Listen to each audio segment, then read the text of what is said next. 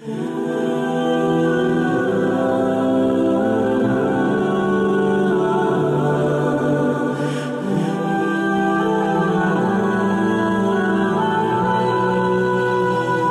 شہر میں میاں بیوی رہتے تھے جو نہایت محتاج مگر دیندار اور دولت صبر و شکر کے تاجدار تھے۔ ہر حال میں شکر خدا بجا لاتے۔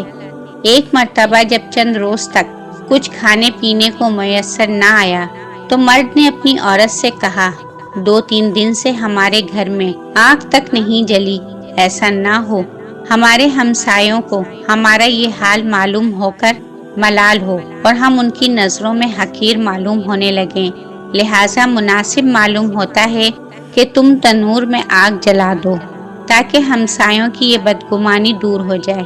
یہ سن کر اس نیک سیرت بیوی نے ایسے ہی کیا۔ تنور سے دھواں اٹھتا دیکھ کر کوئی پڑوسن آگ لینے آئی، دیکھتی کیا ہے کہ سارا تنور روٹیوں سے بھرپور ہے۔ یہ دیکھ کر اس نے نیک سیرت بیوی سے کہا کہ تنور میں روٹی لگا کر ایسی بے خبر ہو گئیں کہ پھر خبر بھی نہ لی۔ یہ سن کر گھر والی عورت نے جا کر دیکھا تو واقعتاً قدرت خدا کا عجیب تماشا نظر آیا اور تنور کو روٹیوں سے لبریز پایا، جن کو نکال کر اس نے شوہر کے سامنے لا کر رکھا اور وہ خود حیرت میں ہو گئی کہ کیا ماجرا ہے۔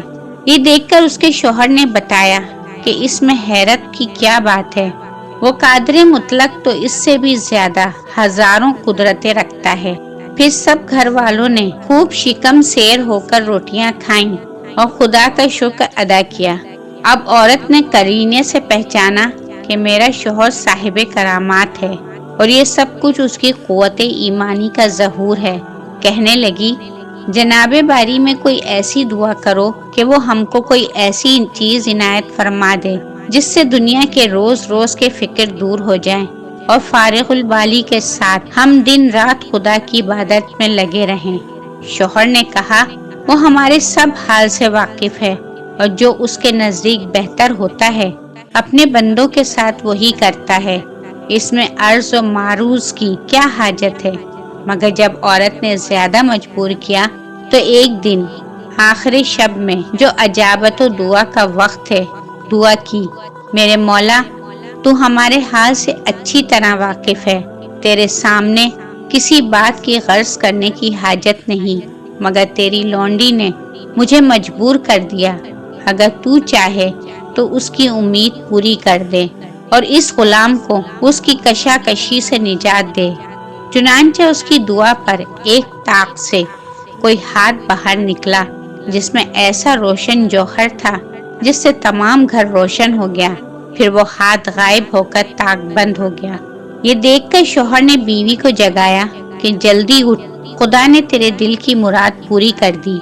یہ سن کر وہ عورت جھنجھلائی ہوئی بیدار ہوئی کہ مجھ کو کیوں جگایا، میں تو ایک لطیف خواب دیکھ رہی تھی کہ جنت ہر طرح سے سجی ہوئی ہے اور اس میں ایک نہایت عمدہ مکان زر و جواہر سے بنا ہوا اس قدر مزین اور روشن ہے جو آفتاب عالم تاب کو شرماتا ہے۔ اس کی زرق برق دیکھ کر میں کھوئی ہوئی تھی۔ جب کچھ ہوش آنے پر میں نے پوچھا، یہ عالی شان مکان کس خوش نصیب کو ملے گا، تو جواب ملا، تم دونوں میاں بیوی کے لیے ہے۔ یہ سن کر میری خوشی کی انتہا نہ رہی۔ پھر کیا دیکھتی ہوں، ایک روشن موتی اس مکان سے گم ہو گیا اور مکان بدنما اور بدزیبا معلوم ہونے لگا۔ میں نے پوچھا، یہ کیا ہوا؟ جواب ملا کہ وہ روشن موتی جس سے تیرا مکان روشن تھا، تیری خواہش کے مطابق دنیا میں چلا گیا۔ جس قدر تو دنیا میں راحت و آرام اور رونق و آسودگی چاہے گی، اسی قدر یہاں کی راحتوں میں کمی آ جائے گی۔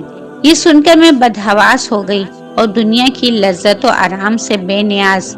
میں اسی کشمکش میں تھی کہ تم نے مجھے جگا دیا، لہٰذا بار خدا جناب باری میں پھر دعا کیجئے کہ یہ روشن موتی جہاں سے گم ہوا ہے پھر اپنے مقام میں چلا جائے، کیونکہ دنیا کی راحت بے ثبات پر باقی مکان کو ناقص بنا دینا سخت حماقت ہے۔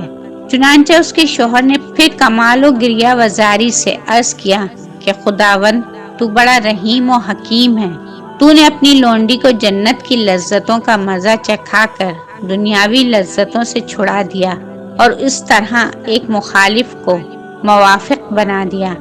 میں تیری اس عنایت کا کس زبان و دل سے شکر ادا کر سکتا ہوں۔ تو اچانک اسی طاق سے پھر ہاتھ ظاہر ہوا اور اس روشن گوہر کو لے جا کر اس کے مقام پر پہنچا دیا۔ سبحان اللہ، اللہ کی کیا عجیب قدرت ہے کہ اپنے فرمانبردار بندوں کو دنیا ہی میں جنت کے دیدار سے مشرف فرما دیتے ہیں۔ اللہ تعالی ہم سب کو اس واقعے سے سبق حاصل کر کے آخرت کی تیاری کرنے کی توفیق عطا فرمائے۔ آمین یا رب العالمین۔